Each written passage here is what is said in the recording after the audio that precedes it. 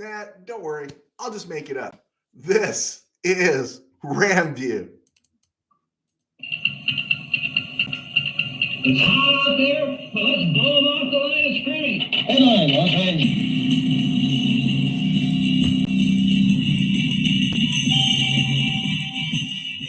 Los Live from the Ram Cave, I'm Joe Terosian, and this is RamView, the November 17th, 2023 edition, brought to you by Kistler Law Firm. Injured in an auto accident, need help? Got questions? Call Kistler Law at 661-206-6990. That's Kistler Law at 661-206-6990.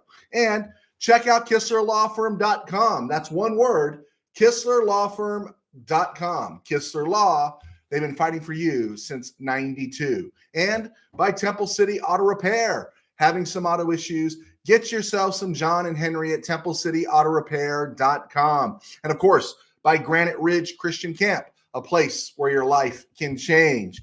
Okay, a lot of stuff. Games last night. There's Carissa Thompson. There's all kinds of stuff to talk about. But let's just look at this Ram game coming up real quick here. And then on the back half of the show, we'll break it down a little bit more. So the Rams are playing the Seahawks at SoFi. They should have won at least one of those games last year. They could have won both. And they were playing with some wretched refuse at quarterback, indefinite wretched refuse at offensive line. Offensive line has not been great, but it's better than last year's. Stafford is upright as we head into week 11. The Rams should have a chance to win this game and win it. I think they could just win it without nervous time at the forum, as Chick Hearn would say. But as we get into this game, you got to look at now at the rest of the schedule, and you got to look who's playing who. And all those teams that are vying for playoff spots, right? We got to squash them down. So the Vikings are playing who is it? Denver, I think, on Sunday night. You got to root for Denver. No matter what your background is, you got to root for Denver. Tampa Bay is playing Frisco. Of course, Frisco's only 6-3, so theoretically they can be caught, but we're not going to catch Frisco. I don't think we're going to catch Frisco.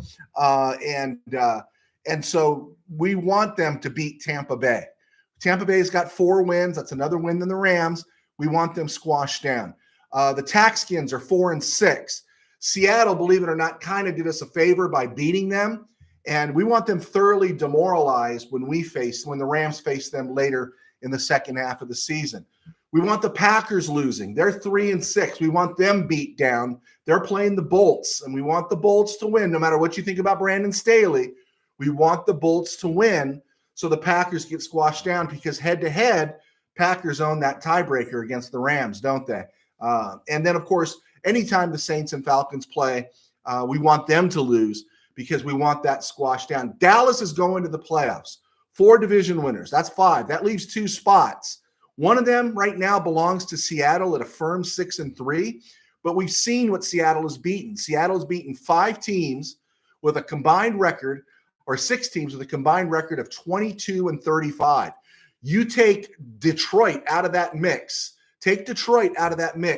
And Seattle's record against their opponents that they've beaten is something like 15-33. So this is a team that's feeling a little bit like a paper tiger, and the Rams have a shot. So let's just keep that in mind going forward. Ravens-Bengals last night, that was a game. It was looking really interesting. It was going to be one of those AFC North games in November.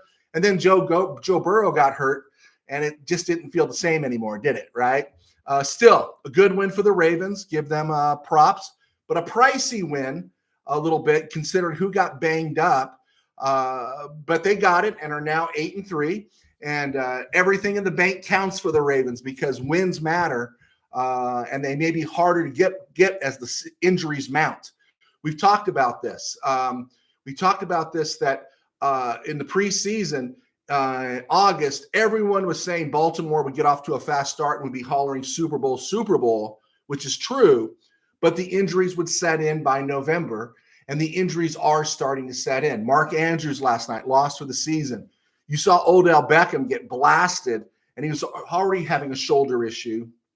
And even Lamar Jackson, to his credit, he finished the game. I don't have any problem with Lamar Jackson. My problem, I think, more about Lamar Jackson is everyone who props him up and don't speak about his negatives. And every quarterback has a negative, but they prop him up and they're not honest when dealing with Lamar Jackson. And because he has some holes in his game, but he plays tough. He works hard. He's gotten better. But he kind of twisted his ankle last night. And then you roll that in with Mark Andrews, Odell Beckham, Lamar Jackson, and then left tackle Ronnie Stanley missed another game because of his knee. And that's just something to keep an eye on for the Ravens. The Ravens going forward have the Chargers in 10 days in week 12. Then they get a bye. Then the Rams come to town. And then after the Rams come to town, they go through Jacksonville, Frisco, Miami, and Pittsburgh. And that's going to be really tough if anybody else on that offensive line gets hurt or if Lamar Jackson takes another lick or takes another heavy hit. Just something to think about. Cincy's season at 5-5 is over. Joe Burrow's torn wrist ligament is going to cost him the season. He can now think about 2024. Bengals have to focus on the next 7 weeks. Joe gets to think about next year. But draft-wise, this could allow the Bengals to move from the mid-20s probably to the low teens and allow them to get a pretty good pick. So going forward, this could be a good break for them. Also, do you want to risk Jamar Chase without Joe Burrow or a shot at the playoffs? I would kind of curtail him back a little bit. He's already been banged up. It's time for the Bengals to look at the harsh reality and maybe think about a shutdown there for Jamar Chase. Every team has injuries, we know, but it is something to think about. Last thing I wanted to say about the Bengals, Trey Hendrickson has 11 sacks now this season, and everyone's talking about how great Trey Hendrickson is. And this is something that bugged me since the Ram game. He has 11 sacks, but did you know 6 of those sacks have come against the Rams, Seahawks, Texans, 49ers, and Ravens twice? And in those games, what would that be? For those 6 games, Trey Hendrickson has yet to face a starting left tackle. Alaric Jackson was out. Charles Cross was out. Laramie Tunsil was out. Trent Williams was out. Ronnie Stanley was out both times. And Trey Hendrickson's getting fat. So don't get overexcited about numbers, right? Trey Hendrickson comes up as a free agent. Someone's going to say the Rams should get Trey Hendrickson. Paper tiger, guys. Paper tiger, fool's gold. Don't think about it. Okay, around the NFL and other places, Carissa Thompson, we all saw that news. And I'll tell you, as someone who made money in the media, her biggest mistake was not fabricating the reports. Her biggest mistake is admitting she fabricated reports. That's her biggest mistake, because I can tell you they all do it. Everyone is put on the spot, and in some shape or form, they have to mash previous quotes with the present reality and call in a report and share a report, because somebody has to have something. And because of the money they're making and the line behind those individuals, they're easy to replace. They're going to go and give the directors of the network what they want. And I've railed against this for 20 years. The most worthless interviews in sports, the most worthless interview is the on-field pregame interview, the between the quarters interview, or periods in NBA, and the halftime interview. The content is worthless. The athletes and coaches hate it. It's stupid, all right? It's stupid, okay? My advisor in college, however, would have called what her admission was a journalistic malpractice and probably be labeled a fireable offense if we were dealing with people in integrity. But there are not very many people in the world of journalism that have a lot of integrity, right? It's about clicks. It's about views. It's about who gets the most. It's not necessarily whether you're right. It's whether you have something and maybe you were first, right? Which, again, it makes me laugh, is that this woman is the call for Carissa Thompson is for her to be fired or canceled on a football broadcast, something she did a decade and a half ago, right? The call for her is to be canceled, wiped away, and all that. But news anchors, not talking about football, sharing life and death, sharing life-changing stories, get caught red-handed lying their butts off all the time. We've seen the reporters trying to trump up the, no pun intended, the hurricane by standing in a puddle where it's up to their chest and cars are driving behind them just to get the effect. And they get to keep their jobs, right? When I was working football games, there were coaches who just didn't want to talk. On one or more occasions, the coaches literally told me, Joe, you know what I'm going to say. Write it and I'll look at it later. And then at 1:30 in the morning, while I'm wolfing tacos with my staff at Alberto's, great time to eat carne asada, I get a text from the coach and he'd say, thank you, you quoted me well. I had other coaches go off the rails on a crazy train with mother F-bomb and that, and mother blank and that, and you that piece of blank stuff, this, that, the refs, everybody. And then when the coach was done, he looked at me and said, you'll clean that up for me, right? And I said, yeah, sure. And I did it, and he was appreciative. What Carissa Thompson did, her mistake was admitting it. In some way, shape, or form, they've all done it because coaches won't talk and players won't talk. And what they're going to give you is worthless stuff. Everyone's mocked that. Everyone knows that. But what they'll do is they'll take an old quote that somebody has given. They'll say, Al, Coach Tomlin has said, if this defense isn't working, it's not working. And then he'll mash that together. Then you compare that to the performance tonight, and they've got some problems. Oh, thank you, Teresa. We're going to get back to the game now. They do this all the time, okay? Because the coaches don't want to talk. They're forced to talk. It's garbage. I think the sideline reporter is really good for injuries and updates, but to have them get that interview, it's ridiculous. And the pressure on them, though, is big because there's always another pretty face. There's always somebody else that can go and do that job. Last ad as a sports writer. When I worked as a sports writer, I called myself a sports writer because I wrote about sports. I never referred to myself as a journalist. I view the word journalist in the same way people view a crooked lawyer or a federal employee whose solitary goal is to find a way to do you over. Journalistic integrity, I can also tell you, for the most part, it's 90% a lie. The people, they don't have journalistic integrity. It's clicks. It's all about clicks. However, the more dough they make, the less credible they are, because there are thousands in line that want their job and that paycheck and are willing to do anything. The most honest people are the harder ones to find. They are more likely, and I know them, they'll be found at the lower end of the pay scale. They're going to be your local reporter. They're going to be your reporter that doesn't have a national brand. They're going to be the one a little more inclined to be honest and stuff. But when you're looking at the national, boy, you better look circumspectly and keep your eyes open. And so Carissa Thompson, her biggest mistake was admitting it, just admitting it. I've known preachers that came to me after they preached a sermon and whispered to me and giggled. I wasn't ready. I winged it. And they had done a good job preaching. And then I got on their case. I said, that's the stupidest thing I've ever heard. You know what? By the grace of God, you got through the sermon, but don't ever come out and brag that you winged it, right? Don't ever brag that you winged it. That's between you and the Lord and between you and your conscience. Don't say anything like that. Don't give anybody a false impression. Number two, the other thing I wanted to hit on here was hip drop tackles. Boy, do you see a narrative building, right? I was shocked even Al Michaels was bringing it up because they were talking about Logan Thomas being involved in Odell Beckham, Andrews, and Jackson all going down. And they're going to have a committee. And I'm going to love it next year if they pass it where hip drop tackles are eliminated. When they delay a game for a review to decide whether or not it was a hip drop tackle and whether the defender needs to be bounced from the game.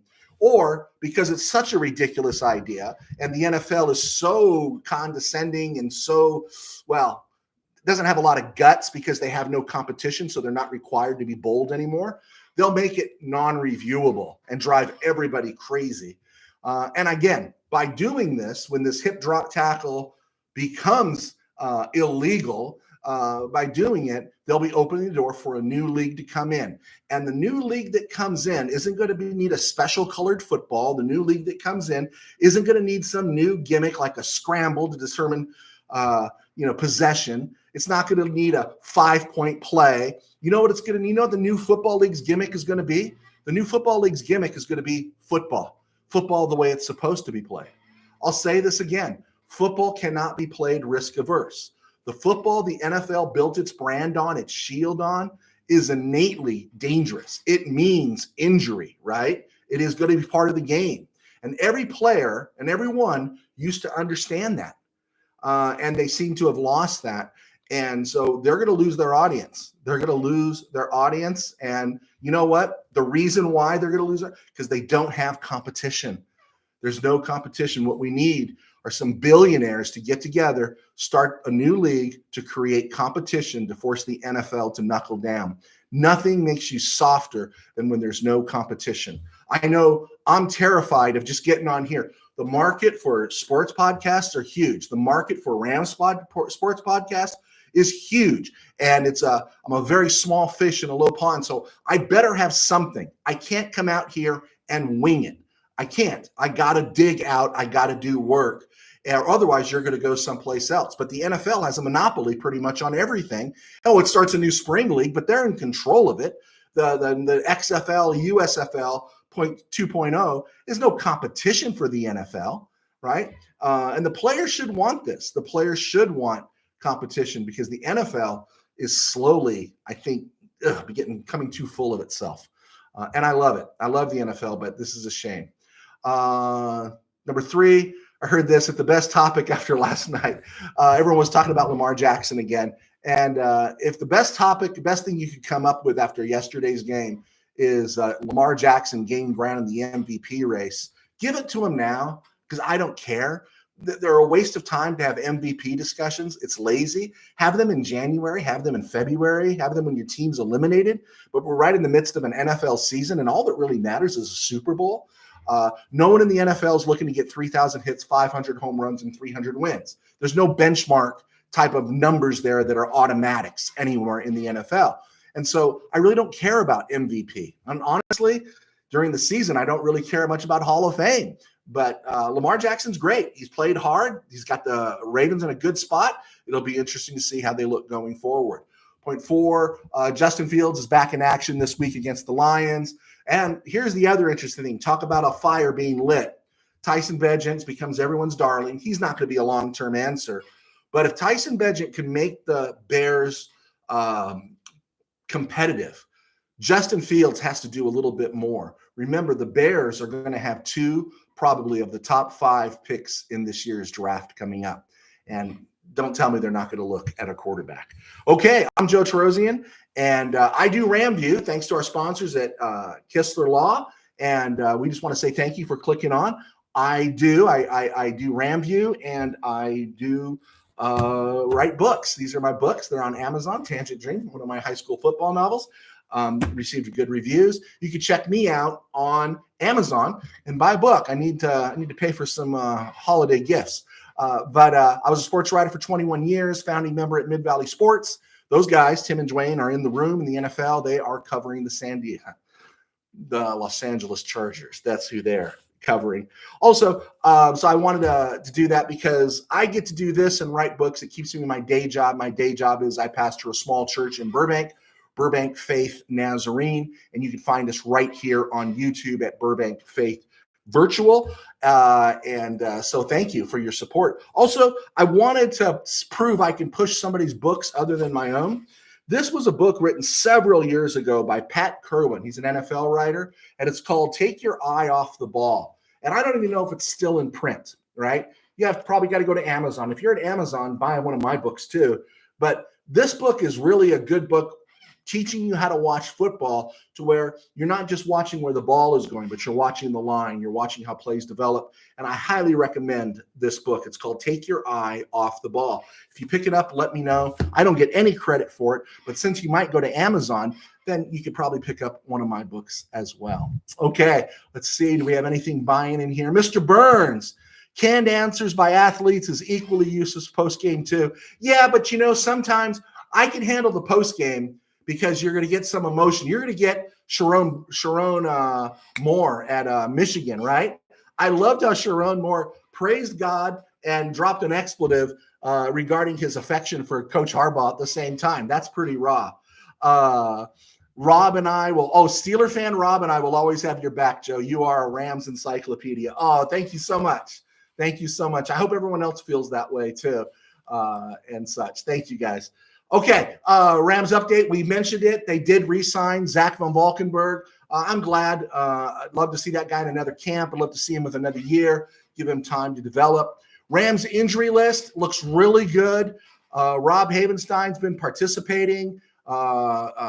Laurel Murchison, Puka Nakua, Matthew Stafford, Ernest Jones. Bobby Brown is back. Hunter Long, we may get to see him. The only questionable one who actually is listed as questionable for Sunday is Kobe Durant. And that one is important. Kobe Durant really is important. We want him on that boundary corner. And so we'll see how that plays out. And Ben Skoranek, that's the first time in about 2 months you haven't seen Ben Skoranek limited in practice because of an Achilles injury. Now, Ben Skoranek doesn't set the world on fire, but you know what? He does give us clicks, doesn't he? Not bad for 7th round, 249, 251 overall in the draft in 2021. So the Rams are as healthy as they've been all year. Want to keep that in mind. We talked about college football, USC, UCLA. Excited about that one this week. Go Trojans. Michigan, Maryland. That's a trap game for Michigan, some are saying. Coaching without Harbaugh. Harbaugh will be benched for the Ohio State game as well. Hey, I'm all Wolverines. I'm ready to go full Red Dawn and just declare Wolverines at every moment. Game to keep an eye on, Washington and Oregon State. That one is really interesting. Beavers are no joke. It's in Corvallis. Keep an eye on that if you're a Husky fan. Okay, Rams Seahawks week 11, November 19th, 2023. Seahawks last year were 9-8. Remember, they got off to a fast start, and then they kind of stumbled and bumbled into the playoffs, and everything kind of caught up with them. And so we talked about the defense. Bobby Wagner's been spectacular. Their secondary with Witherspoon and Tyreek Woolen has really looked good. Trey Brown's done well. But their pass rush has been almost non-existent. They made the move for Leonard Williams to shore up the inside line, but it still hasn't looked good. Their defense has not looked good. So they come back against that Ram offense, which to me, it's give the ball to your running backs, go behind Havenstein and Dotson, eat some clock, pound them, soften them up a little bit to make some of those throws for Stafford a little bit easier. Looking at that Seahawk offense, I expected better from Geno Smith since they put more weapons around him. But here, Geno Smith is not even a Matthew Stafford type quarterback, but Geno Smith is a decent quarterback working behind a not so good offensive line, right? And then he's got DK Metcalf. DK Metcalf is this year's version of Jared Cook. Jared Cook's been out of the league for a couple of years. Remember Jared Cook's super talented tight end? Jared Cook used to giveth, and then Jared Cook would taketh away with some brain-dead play. DK Metcalf might be amongst the most gifted receivers to ever play the game, and maybe amongst the most brain-dead players in the game. He did brain-dead things in week 1. He's done brain-dead things all season, and that's always something the Rams can put in their back pocket. There's always a chance DK Metcalf is going to go brain-dead. Interesting, because his counterpart, Tyler Lockett, is nursing a hamstring. He has not practiced all week, and so you wonder how that's going to affect him. I have not read whether he's a no-go for Sunday. Jackson Smith-Njigba has been okay because the passing game has just been okay. Noah Fant, another Iowa tight end, is a solid tight end. But again, it's just been okay. What's carried the bacon for Seattle this year has been Kenneth Walker and Zach Charbonnet. Kenneth Walker is a very good back, but again, running behind an offensive line. So that's struggled. Charles Cross at left tackles missed some games. He's been okay. Damian Lewis at left guard has been okay. Evan Brown, the free agent signee, has been a struggle at center. Phillip Haynes has struggled at right guard. And Abraham Lucas remains questionable. The interesting thing here, they blew off to that great start last year, made the playoffs when nobody expected them to, the Seahawks. But if you know, Charles Cross at left tackle and Abraham Lucas at right tackle, both were rookies last year, both played every snap. And this year they've been banged up.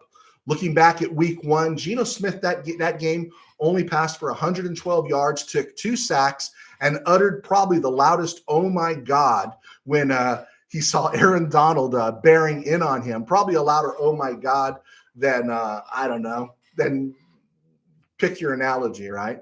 Kenneth Walker rushed for 64 yards. But again, they probably didn't run the ball as much because they found themselves down. Rams won that game 30-13. This was at the start of the season when everyone was healthy. Right now, that Seahawks offensive line is not as strong as it was in week 1. Tyler Lockett hasn't practiced all week with the hamstring. And this Ram defense that we expected to be the liability, it's been the offense that's been the liability this year. This Rams defense has faced Frisco, Philly, Dallas, let alone Pittsburgh and Cincy. It's more mature. It's gained experience. It's played some snaps, right? And Bobby Brown is back in the rotation with Kobe Turner, Jonah Williams, and DeJuan Johnson, even Laurel Murchison in the interior, and some guy named Aaron Donald.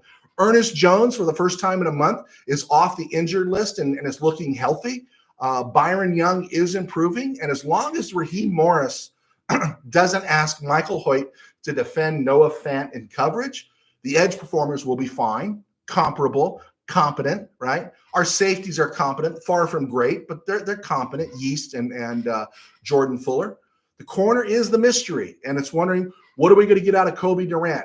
Kobe Durant's best position is boundary corner. Quentin Lake's doing a solid job playing the star position, the slot position. We love him there. And Akilla Witherspoon has exceeded expectations. But if Kobe Durant doesn't play, that's where we got to watch. Is it going to be Darian Kendrick? Is it going to be THT? Is it going to be Duke Shelley? My money would be on Duke Shelley. But the advantage here is if somehow Tyler Lockett is limited, or if Tyler Lockett doesn't play, that really, really helps the Rams quite a bit. This defense, the defense itself, I think on Sunday should hold the Seahawks to 2 touchdowns. Rams turn the ball over inside their own 30 and Seattle scores. I'm not counting that against the defense. So, someone has a punt or kick return for a touchdown or a pick 6, doesn't count. This Rams defense can probably get away with just 2 touchdowns, and I think they are. So if the offense plays a safe, conservative game, the Rams win. And again, that means running the ball behind Dotson and Havenstein and not playing Higbee if he can't block. If Higbee can't block, and Sean McVay has Hunter Long on this roster, then Hunter Long better be in there blocking, because he doesn't believe in Bryson Hopkins, and he probably believes Davis Allen is too young and not ready. Then we better see Hunter Long in there pounding pads, smashing bodies, because that offensive running game has struggled because Higbee on some of these plays has not gotten his block down. We know it. We've seen it. But if the Rams can soften them up a little bit on the run, you take your poison. I'll take either one. I'll take Darrell Henderson. I'll take Royce Freeman. They're competent backs.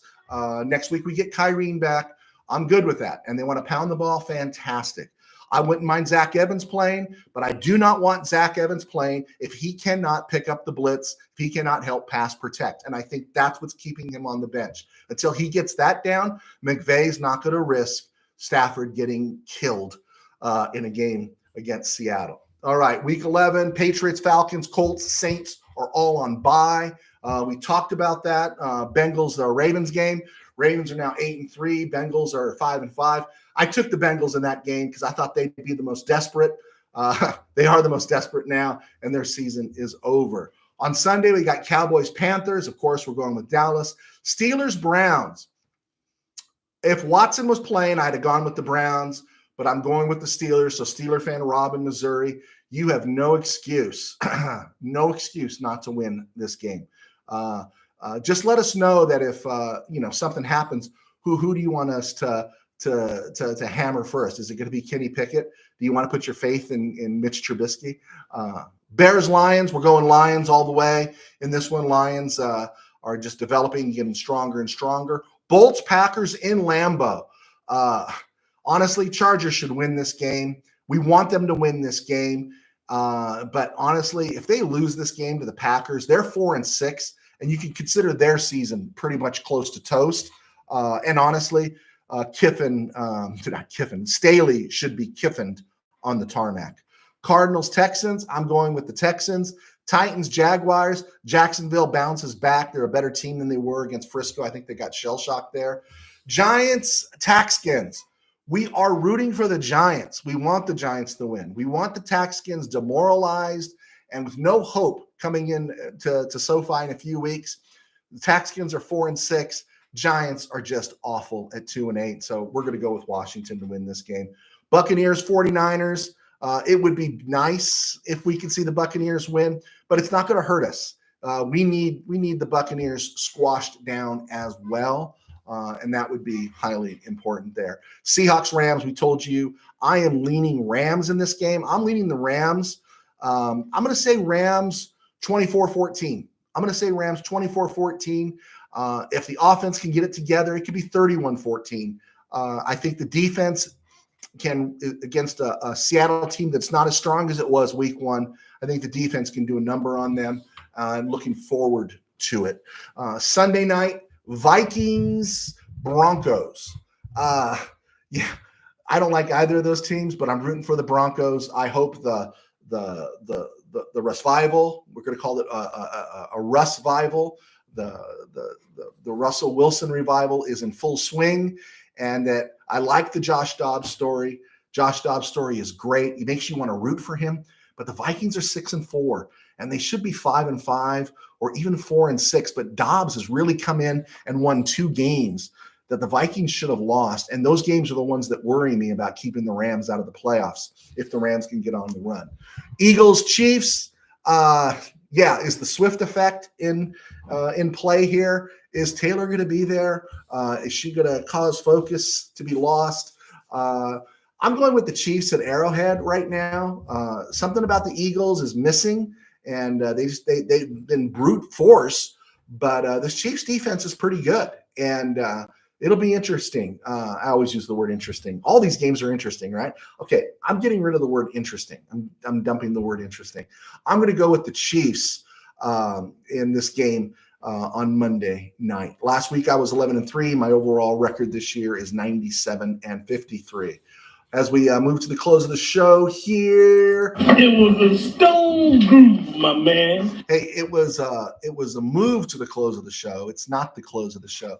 On this date, November 17th, 2012, the Rams signed Corey Harkey, former UCLA tight end, off the practice squad. I bring that up because Corey Harkey spent the next 5 seasons with the Rams. He was with them through 2016. A great blocking tight end, maybe something the Rams could use now. He had no room. McVay had no room for him in 2017, and Harkey's career was over. But I always liked Corey Harkey. On this day in 2020, the Rams signed a kicker off the practice squad, just like they did this year. They signed a kicker off the Colts practice squad. Matt Gay was signed off Indy's roster there in 2020. He ended up now as one of the highest paid kickers ever. And on this day last year, Cooper Kupp went on the IR after surgery on his right ankle. And the last thing I wanted to mention on this day in history, in 1991, the Rams were in the Silverdome. They were not a good team. I think they were like 3-6 at this point in the season. It was a bad year, but I thought they had a chance to beat the Lions. The Lions were something like 6-3, or what was it, 6-4 at the time, and they were starting this guy named Eric Kramer at quarterback, and the Rams were up through the third quarter. They were up 10-7, and then Eric Kramer threw 2 touchdown passes, and the Lions won the game 21-10. But what's interesting about that game is that is the Mike Utley game. Mike Utley was the offensive lineman. I think he was a tackle out of Washington State for the Lions, 6'6", 288, big dude. He went down on a play and ended up being paralyzed for life. And so one of the things you still see to this day now, this was 32 years ago today, what you still see is a players being carted off the field. You know, where did it all begin? It began when Utley, who was basically paralyzed from his chest down, was able to raise his thumb up and give a thumbs up as he's being taken off the field for the last time in his career. He started a great foundation. He's still living. Of course, there's one thing you wish they could fix is paralysis, and that's still pending. But that's where the thumbs up comes from. It comes from Mike Utley. And sometimes, I don't know, in Silverdome you saw it for years, but you still see the thumbs up if you watch a game in Detroit, and that's Mike Utley. And today was the day, 32 years ago, that he busted something in his spine and stuff. Real tragic thing. Again, football. The players know it. You can't stop it. You can do the best you can. But if you try to make, funny, when you try to make something safer, you generally make it more dangerous.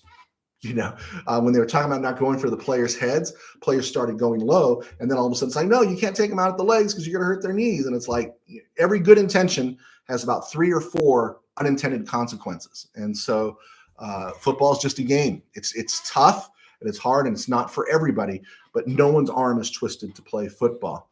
All right, let's see. Where are we at? It was Stone Groove yet? No. Steeler fan Rob in Missouri says he will always have my back. Yeah, he'll always have my back with a knife ready to put in it. Tim Burns, McVay had 2 weeks to be ready.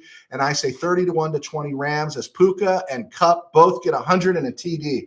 Wouldn't that be music for our ears, right? If the Rams could get that out of them. All right, we're going to get out of here and we're gonna what was that? Okay. Hey, I wanted to know, I did some tech work here, Mr. Burns. I think my volume got corrected a little bit. Let me know. But folks, that's it. Thank you for following us. Thank you for clicking on today. We are on Spotify. Be sure to check out the show on Spotify, subscribe, hit like, hit share, help us in our algorithm. It was really funny. We blew up on Monday and we died on Wednesday. No one liked us on Wednesday. Can you like me on Friday? Make me feel better as we go into this week. Okay. God bless. Take care. Go Rams. Rams 24-14 over Seattle. We will see you on Monday.